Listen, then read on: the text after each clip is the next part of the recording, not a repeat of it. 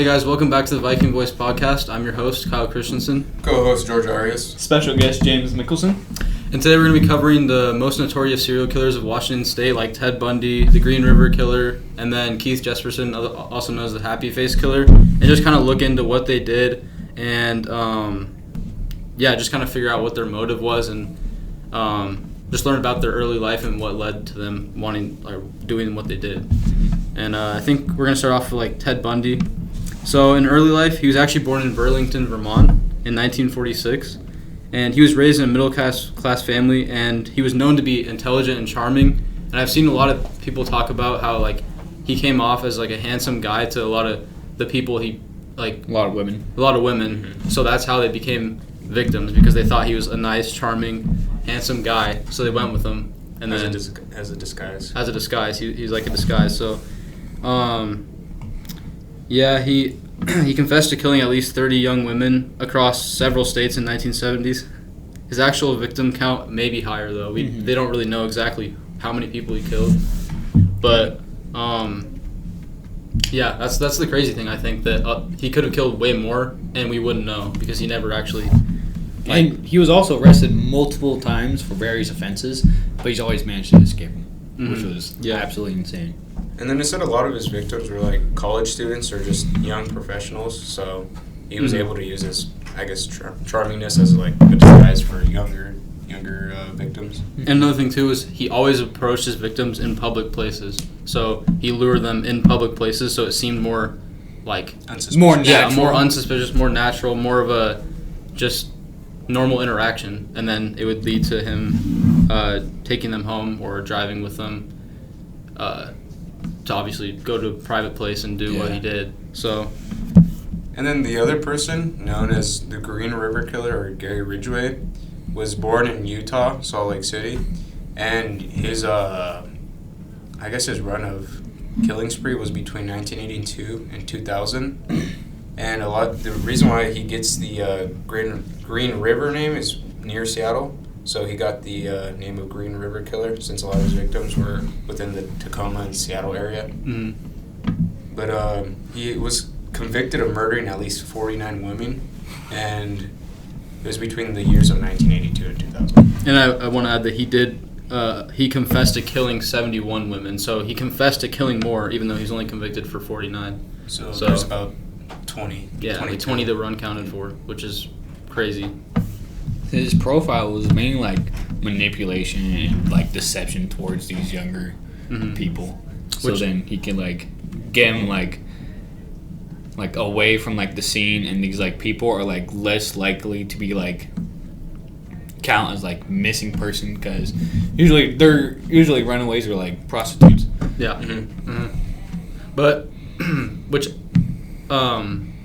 I've heard a lot of is they want to get control of the person, and they seek the control, so they go for people that they think they can like pay money, obviously prostitute, they can pay money, get them in to where they want them to be, and then they can take control, and then the rest happens from there, which I think is crazy. But then like with runaways, he's like pretending to have like a helping hand, like getting them back on their feet, but in reality he's just going to take them back to his place and do the deed. Which that's wild. But I think that's how a lot of serial killers think, though, just to gain control, and they want something that they're missing from their childhood. That kind of sets them on that spree to do the things they did,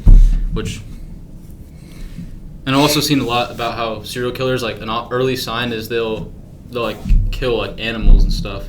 Yeah. Early on, they'll like kill animals for no reason, and that's like an early sign that they're gonna do that to humans, I guess. Yeah, I guess there's like psychological factors, like many serial killers exhibit psychopathic. Yeah. So sociopathic traits, like which include just like lack of empathy or emotion towards like others, or just just other beings.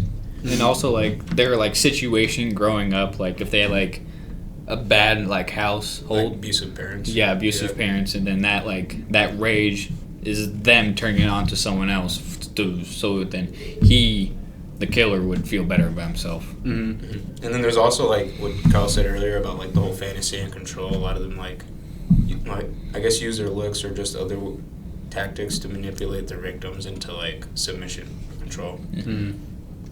and I guess they gain like fulfillment over time from it, so it becomes like this habit, and it just isn't well, obviously. Yeah, it's almost like an addiction. Most killers, like Yeah. after they kill their target, they usually like keep like a souvenir of theirs, like whether it be like their Hair. driver's license, hair, anything Photos. anything that resembles the even, person that they even killed. body parts Yeah, for in specific. some cases. Yeah, in some cases it'll be body parts and things that I don't know. There's wild stuff like Jeffrey Dahmer, the one where he'd eat like Yeah, he would eat his victims. which it was a part where he wanted them to be a part of him. That's what he said. Yeah. Which that's like a whole nother level of control. That's wild. But I never really watched any of that, so yeah, no, I didn't watch the documentary. that one's a whole different like. So I'm not sure what caused him to, or the motives behind his killings were. Yeah, because for him it was more. I think he had like a normal childhood, which is really well. Obviously, something happened to where he Something had to click in his something brain had to click. and like say, I feel like eating people. The thing that really interests me is the fact that most of the serial killers, people describe them as being normal, like loving people in the beginning, because they don't show the other side of them, and then An event happens which An just event, yeah. messes them up. which is crazy to think that it could really just be anything. It could really be just a Anyone. little thing that makes it like it clicks and makes them think that that's what they need to do to resolve the problem. I mean, it says that here within the article, like, I guess it was mainly, like, his motive for Dahmer was mainly just his desire of control. Like, I guess the feeling of gratification of having power. Because a lot of his victims were men, which is weird because a lot of serial killers from Washington State Target women. Yeah, targeted women. Yeah. Younger women, and he targeted men. Yeah, So I guess that explains, like, his need or desire for, like, dominance. And then he also, like, obviously had, like, fantasies. Yeah. And he would eat his victims eventually. To afterward. fulfill that The fantasy. camera died. Are you kidding me? Like just now? Okay, just whatever. Mental illness. I'm pretty sure Dahmer was diagnosed with various psychological disorders, including borderline personality disorder, schizotypal personality disorder, and his other mental issues, which have contributed to killing. and this his was victims. after he did it, right? They found Yeah. out about these after, Yeah. yeah. Or they diagnosed him with all these after. And then I always like think about how after they go to prison, how people would treat them, like other like inmates would treat them based on knowing what they did, especially if it's of a certain gender or race, and they mainly killed that gender or race.